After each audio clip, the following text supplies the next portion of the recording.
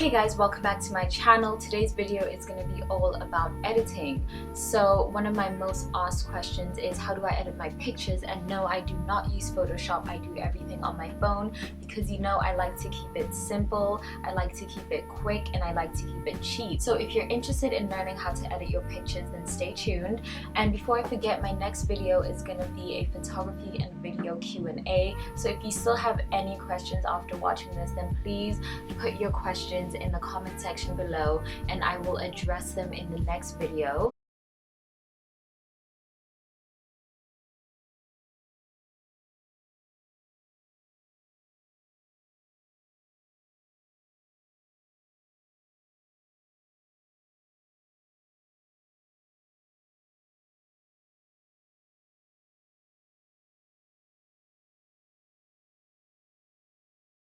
So thank you so much for watching. Please don't forget to like, comment, and subscribe, and follow me on Instagram to keep up with my photography shenanigans, and I will see you. So this is basically just going to be how I edit my pictures, and I think I'll give you maybe 1 or 2 examples. And if you have any more questions, you'll just put them in the comment section below. So here's my home screen. And this is my, I don't know, what do you call this screen, guys? I have no idea. But anyway, so this is my other screen. And so I predominantly use 3 apps to edit my pictures. Snapseed is my #1 app, and you can see that that's on the bottom left corner. And then I also use AbiscoCam. Although I've been using it a lot less lately, but it's also just one of my go-to apps. And then Facetune, which I actually kind of think is trash because it ruins the quality of your pictures. It has some features that are really good, but I find that I don't know, I find that like sometimes it just makes your pictures really grainy, or it just lowers the quality of your pictures, or if you use more than like 2 things, then the picture just comes out looking trash. So in general, I try not to use it, but if I have like a complex photo studio setup, then I do. But if I'm shooting with natural light, I usually don't have to use Facetune. So that's another perk of using natural light. But anyway, I'm rambling, so let's just jump right into it. So this is my my pictures. As you can see, I'm extremely vain. I have like 1,000,001 pictures of myself. But the picture that I'm going to be editing is this one. And so you have probably seen a couple of pictures from this shoot that I did. This was a complete studio setup. And I think I used 2 lights for this. I don't even remember my light setup anymore, but usually you can tell by looking at a picture like where the light was. So the light for this picture was concentrated in the middle, and that's why you have all these weird shadows, but that's what we're going to edit out. And you'll notice that a lot of my picture editing has to do with color correcting and color enhancement and just color everything. So first thing I do is I crop my picture, so that I can direct everyone's eyes to where I want, everyone to look at, which is me in the middle. So then that's done. And then we're going to move right on to our first. So first we'll start with Facetune. And I'll tell you why I'm using Facetune for this picture, even though I just dragged it. So the first thing that you want to do for this type of setup. So the first thing that I'm going to do is use the smooth thing. And so I'm going to go and I'm going to zoom in on my face. And so I have smile lines for days. So I'll go in and sort of like smooth out my smile line just a little bit.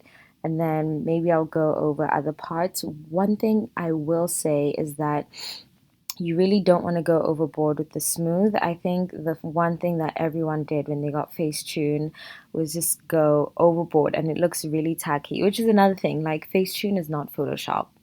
So you have to sort of like be careful. And then I'll go in maybe just over my arms, and you want to avoid the spots that are highlighted because you want to keep that. That's what's going to give your picture like a dewy sort of effect, and then I'll go over my thigh. You guys are seeing everything. So you can see I have stretch marks, I have just everything. So I'm sort of just gonna go over it just to give my skin sort of an even skin tone. But again, this isn't Photoshop, so it's not gonna look perfect. In fact, there's barely a difference, but I don't know. So I just sort of go over the skin on my thighs, and then another thing is the background. So this sky setup, as you probably saw in my previous video, is not an actual sky. It is a paper that I hang up on my wall. And you can see that because, the way it came in the mail, it was folded up because I bought it on Amazon. So it has lines in it. So you want to get rid of that by using the smooth there button, and you just go over each individual line, and that's really easy. And you can do this for just like, this is a very specific function for a very like specific thing. But yeah, so basically that, as you can see, just smoothed out all the lines. You don't want to go over the white because, for example, if I go over this white, then it just looks blurry. I don't know, I don't really like it, but I sort of like to have some sort of definition. And yeah, if you make a mistake, you can always just use the erase button, and that's that. And then this is my favorite function or feature of Facetune is the detail button. So I'm gonna zoom in on my vagina, and then because this is the focal point of the picture, I want to add some detail to it. I want to make it pop. And so I go in with the detail and everything that's colored and printed. I sort of just go in. And another thing I do is on my eyes, because as you can see, I'm wearing eyeliner. And then, so I just go in and I make that pop a little bit more. It can be a little bit dramatic sometimes. So I'm going to go in and like with the erase tool and just soften that just a little bit. And then I'm going to go over my brows, even though I did them pretty bold this time around. And on my highlight, because I'm extra, I'm just going to highlight it a little bit. So on my nose, whoa, that was a lot. So on my nose, and then on my cheekbone underneath my brow. And the highlight that I used was the Becca highlight in the color Topaz. And I'm even gonna add some detail onto my gold choker over here, so that looks a little bit obnoxious. So yeah, you sort of just go in and you add detail, and then you realize that it's extra, and then you erase, and that's another process. So then I'm gonna go in on the curls on my hair. And this works a bit better when there's colored. So right now, I have brownish, like a brownish honey colored hair situation going on. So you can see it a lot better when you define the curls. So this didn't really do much, but if you have colored hair, or if you have hair that's a lot more textured, then if you go in with the detail, it just makes the curls pop a little bit more. So that's another tip. And one thing that I want to say is that you want to avoid going over highlighted areas, because I personally like my pictures to look glossy and to look dewy. And I do that on one hand with makeup, and maybe I'll do a makeup tutorial. And I do that also with oils. So I oil very strategic parts of my body to make them pop when the light hits.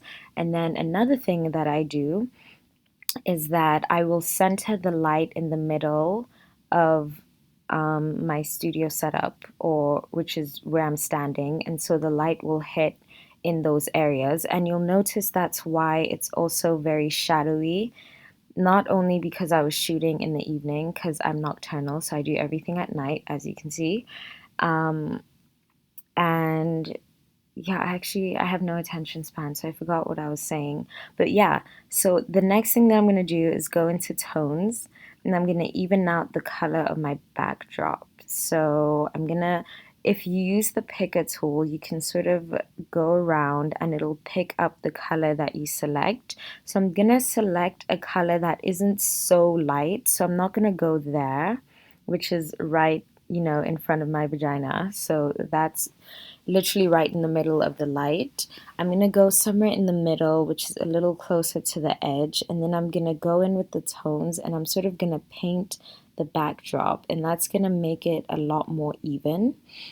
And this just makes your picture look a lot cleaner.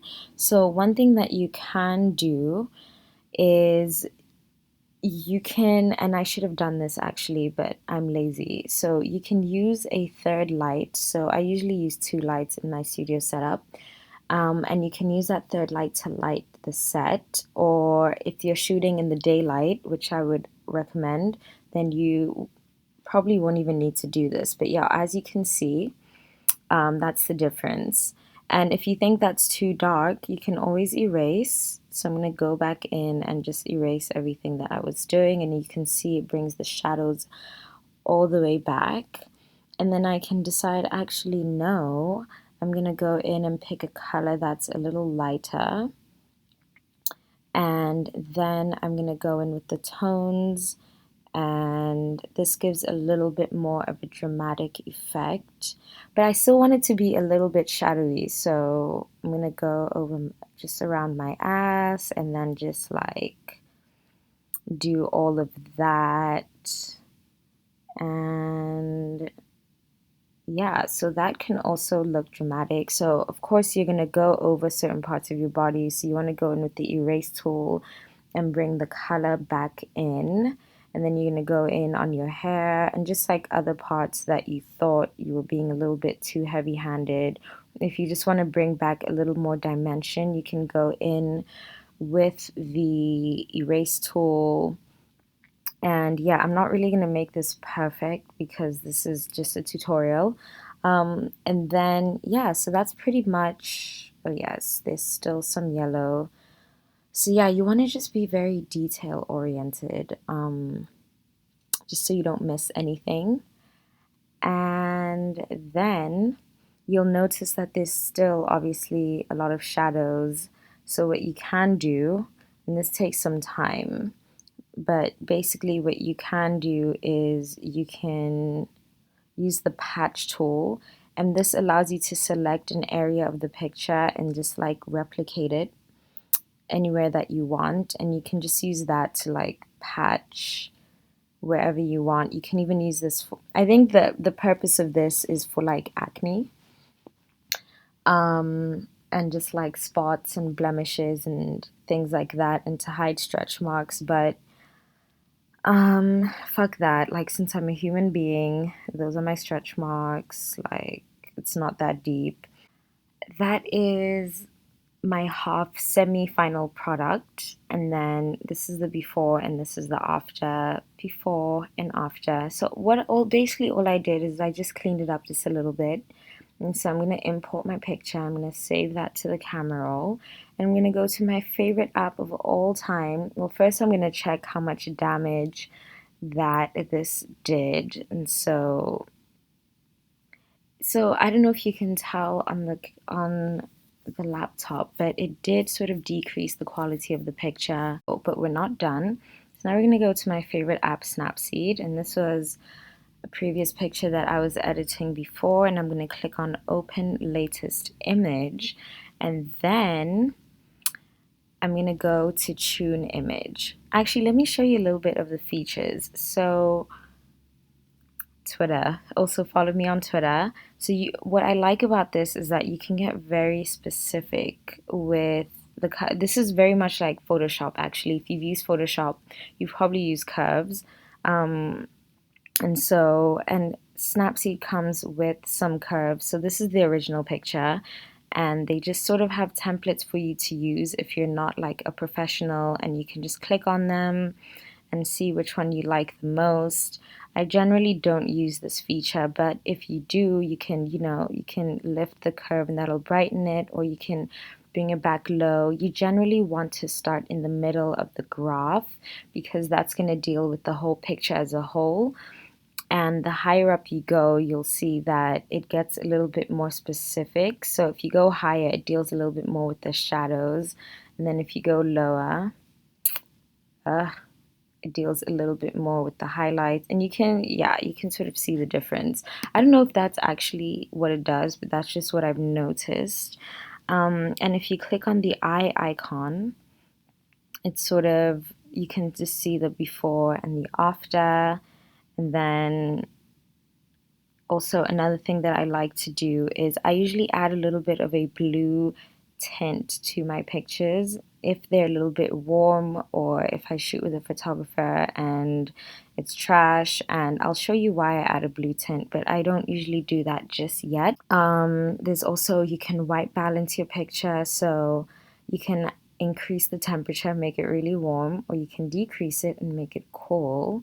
You can also add a little bit of a tint. So you can see with Snapseed, there's just a lot of, and you can even like select, there's a dropping tool, and you can sort of like select and color correct that way.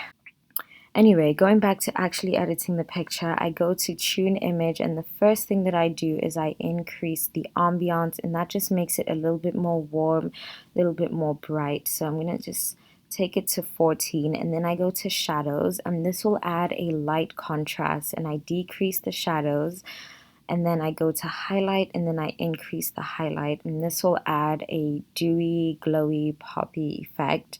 You can saturate the picture, but I'm not going to do that because it's already actually a little bit too warm.